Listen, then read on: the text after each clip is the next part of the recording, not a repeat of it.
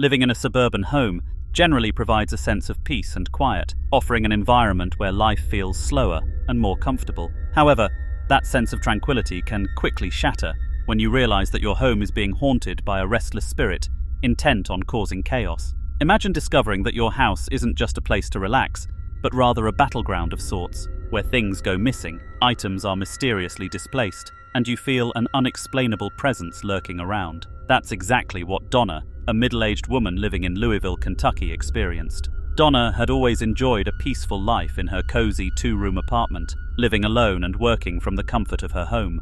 For the first 6 months, her apartment was everything she needed: calm, cozy, and hers. However, after that time, things started to take a strange turn. At first, the oddities were small but noticeable. Items she regularly used began to vanish, such as her car keys, her favorite shampoo, and even her cherished bottle of Lynx body spray. Donna initially chalked it up to simple forgetfulness, or maybe just her imagination, but things started to get weirder. One day, she noticed that the bottle of Lynx body spray, which she always kept on the edge of her table, would inexplicably fall off, even though it didn't seem to be bumped or touched by anything. Donna assumed it was just rolling off the table at first, but the more it happened, the more she began to feel there was something else at play. What seemed like a mere coincidence slowly transformed into a growing unease that something supernatural might be involved. Determined to figure out what was going on, Donna set up a surveillance camera to keep an eye on the bottle. She sat nearby watching television as the camera recorded the bottle. What she discovered was something that no one could have predicted.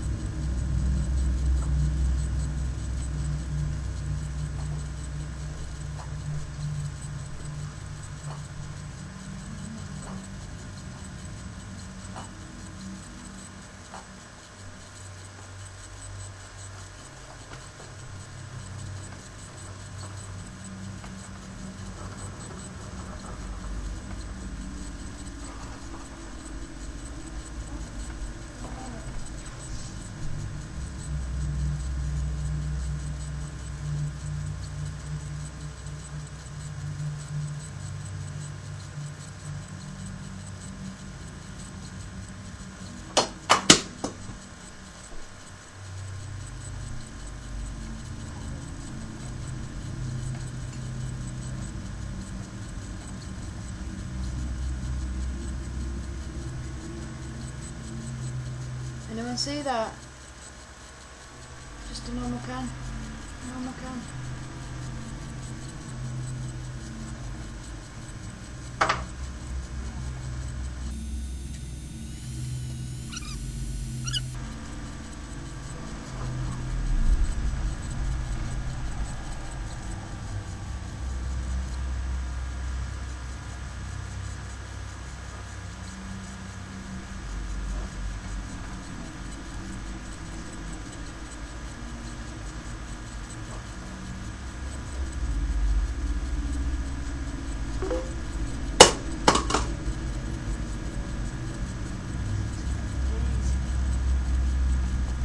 Did you see it again? Just a can.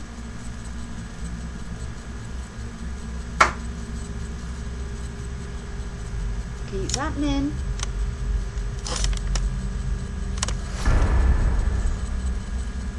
I'm here, by the way. I'm stood here at the side. I was watching TV. Was. I'm just going to show you this. You don't believe a word I'm saying, guys, do you? Well, there's a bit more for you. This is what I'm getting every single night. This is why I'm up all night. Need help. Right before her eyes, the bottle of Lynx was hurled to the ground by an invisible force, and then, to her horror, it happened again and again. This wasn't an accident or a fluke. There was something, or someone, in the apartment that was deliberately tossing her things around. Donna was shaken to her core, experiencing fear that she had never known before. The recording stopped, and Donna couldn't bring herself to continue.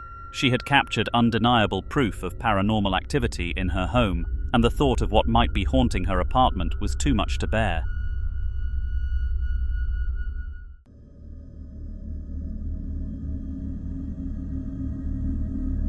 Across the continent, Andrew, a recent graduate with a master's in Christian spirituality from Salem College, was vacationing alone in Canada. Andrew's passion for exploring Christian history had taken him to Alberta, where he planned to visit old churches, monuments, and historical sites. He was particularly excited when he found an Airbnb that used to be the parsonage of an ancient church, exactly what he had been hoping for. The place had an aura of historical significance, and Andrew couldn't wait to immerse himself in its atmosphere. However, what he didn't know was that the church, now abandoned, had a dark past. During World War II, horrific events had taken place there, leading to the church being left behind and forgotten. Andrew expected to see beautiful Gothic architecture and perhaps learn about the church's history, but nothing could prepare him for the unnerving experience he would soon endure. He spent the day exploring the church, taking photos and enjoying the atmosphere. But when night fell and he returned to the Airbnb after dinner, things began to take a very unsettling turn.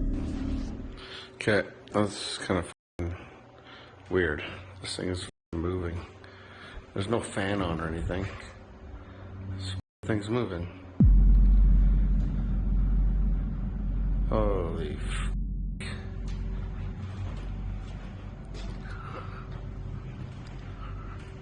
Holy f***.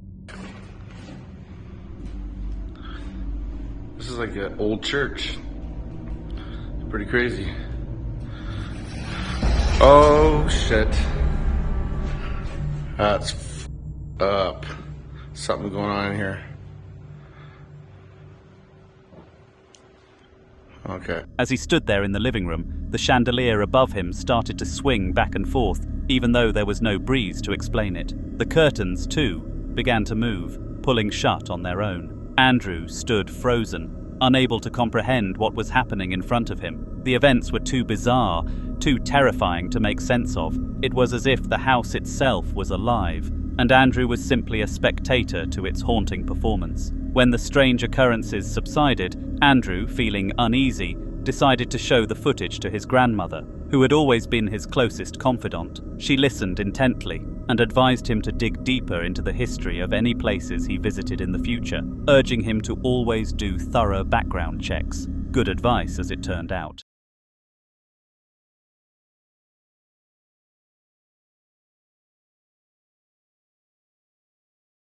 The next video is one of the most unsettling I've seen in quite a while, but for reasons that might surprise you. Usually, when we see videos of people encountering spirits, they're filled with fear, dread, and often panic. But the video I'm about to show you is quite different. It's got an eerie calm to it, one that makes it even more unsettling. This took place in a young man's kitchen, and he was simply recording a video for his Instagram story when something strange happened, turning the clip into a viral sensation.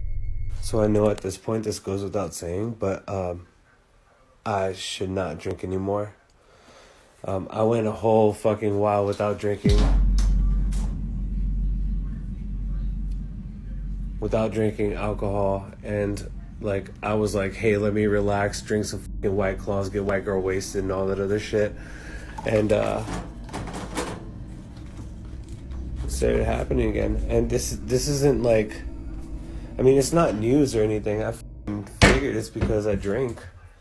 In the middle of his speech, his protein powder container, which had been sitting on a shelf, suddenly fell down to a lower shelf below it. It was odd, but the truly eerie part was that the man behind the camera didn't seem to react much at all. He paused for a moment, simply acknowledging the incident before continuing with his story. There was no panic, no attempt to investigate what had just happened, just a quiet, almost apathetic reaction to something truly bizarre. It's a strange and unique response to an equally strange occurrence, don't you think?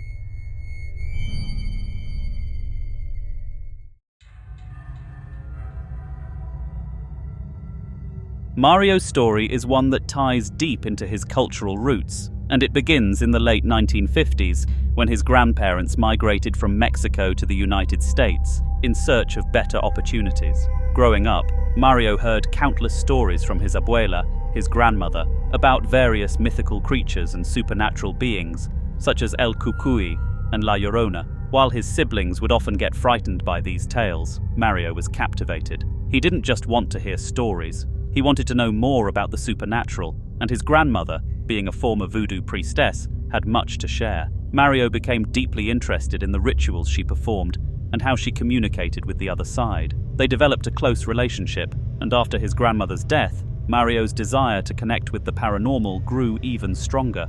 He began seeking out haunted houses and haunted locations, hoping to capture a real ghost on camera. One evening, while exploring a particularly eerie spot, Mario managed to record something that confirmed his long-held beliefs. Tengo mucho miedo. Me quedé solo en la casa.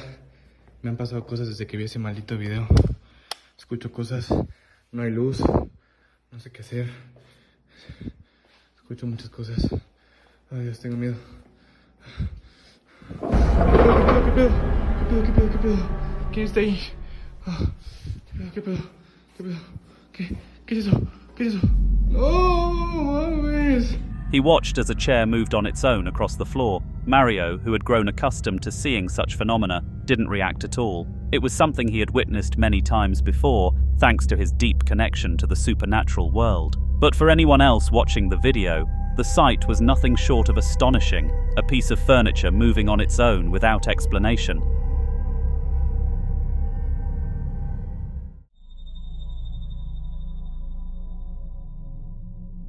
Mara's story begins with what seemed like a fun and simple task: antique shopping. She had recently moved into a new home and wanted to add a few special touches to her decor. She wasn't expecting to find anything extraordinary, just some kitchenware and maybe a few vintage items that would add personality to her new space. Upon entering the shop, Mara was greeted by a grumpy elderly woman who barely acknowledged her presence. Undeterred, Mara continued browsing and soon found exactly what she was looking for: a leather purse from the 1950s, a pair of vintage Levi's jeans, and a beautiful china set. Just as she was about to pay, something strange caught her eye. It was a locally made doll, dressed in traditional Indian attire. The craftsmanship was remarkable, and Mara couldn't take her eyes off of it. However, when she examined it more closely, she realized that there was no price tag attached. Intrigued, she approached the woman behind the counter to inquire about the cost. The woman looked at her strangely and then said in a slow, almost eerie voice, "This one is free."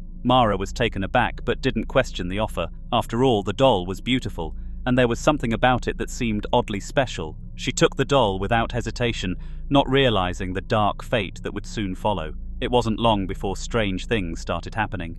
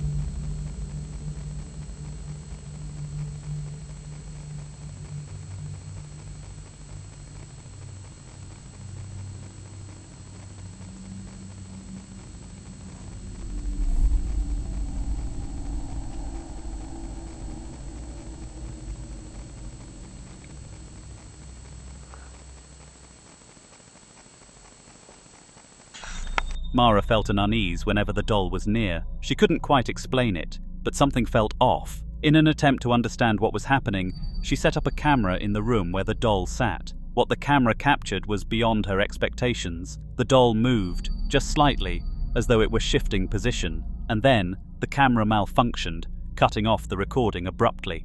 Was it a coincidence? Mara didn't think so.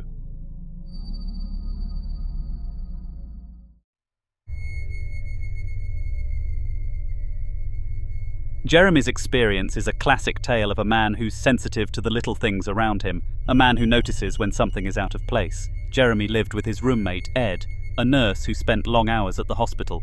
One day, Jeremy began noticing small but eerie changes around the house. Objects that seemed to move by themselves, furniture out of place. Given that Ed wasn't home during these occurrences, Jeremy immediately suspected supernatural activity. To protect himself, Jeremy bought several crucifixes, had them blessed by a priest, and hung them around the house. But this only seemed to intensify the paranormal happenings. It wasn't long before Jeremy had to pull out his camera to capture the strange occurrences.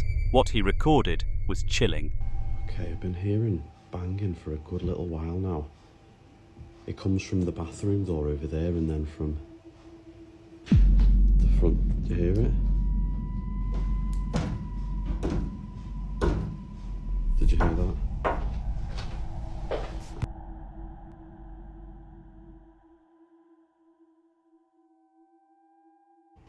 I'm just literally about to pick something to watch and I can hear banging on the... Can you hear it? It's this door. Hear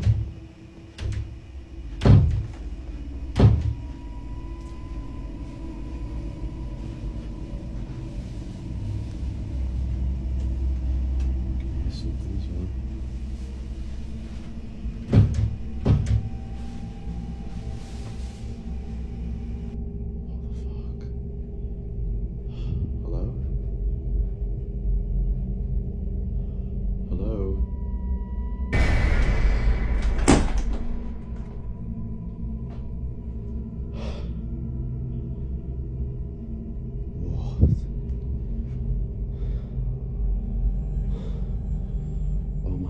You okay?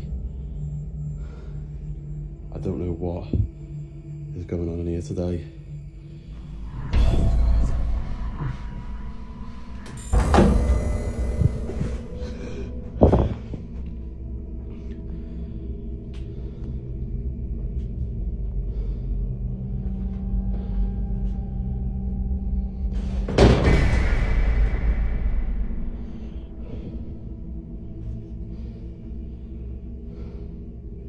I'm completely on my own in here as well.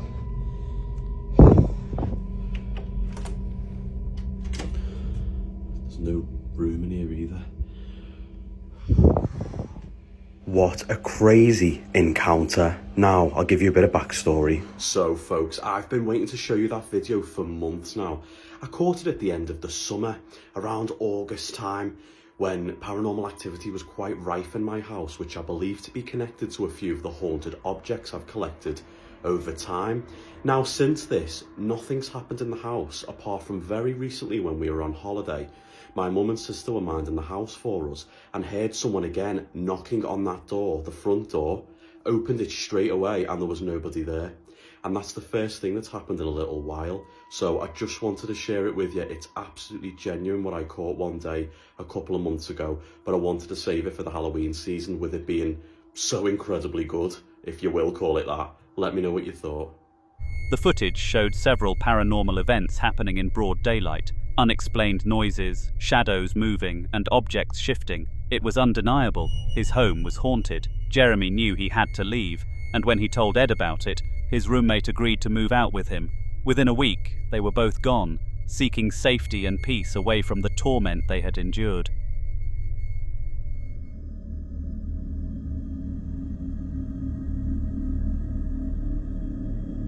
Wago, a dedicated single father and full-time doctor, had to balance his demanding job with raising his twin daughters. The girls, both curious and inquisitive, constantly bombarded him with questions about life, death, and the supernatural. One night, they asked him about a mysterious woman they claimed came to visit them in their room and kissed them goodnight. Surprised and confused, Wago reassured them that it was just their guardian angel. But as the weeks passed, the girls mentioned that the visits were becoming less frequent. Their once comforting angel seemed to have disappeared, and this caused Diego to worry. Curious and a little concerned, he decided to investigate. ¿Qué pasa, Sansa? De acá viene el ruido.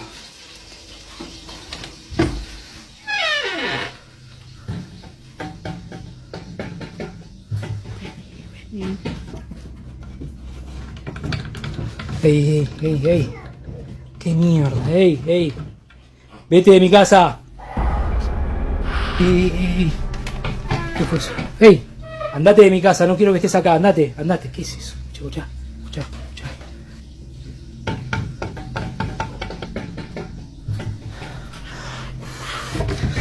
No puede ser, no puede ser.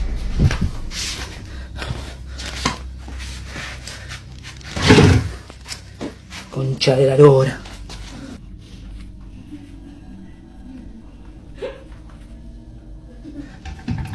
Ey, andate de mi casa.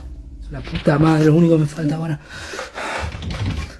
One night, he stayed awake, keeping watch outside their room. What happened next was horrifying. As he stood there, the sound of movement from the girls' room echoed down the hall. He quickly grabbed his phone and began recording, desperate to uncover what was going on. What he witnessed was a sight no father would ever want to see.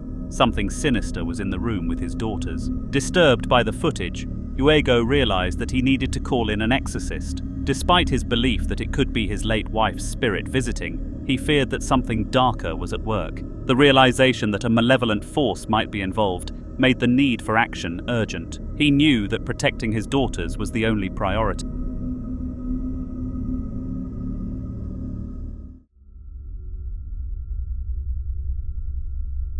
It was a nightmare scenario, a father trying to shield his children from an unknown entity, only to discover that the threat was far closer than anyone could have imagined. Take a look.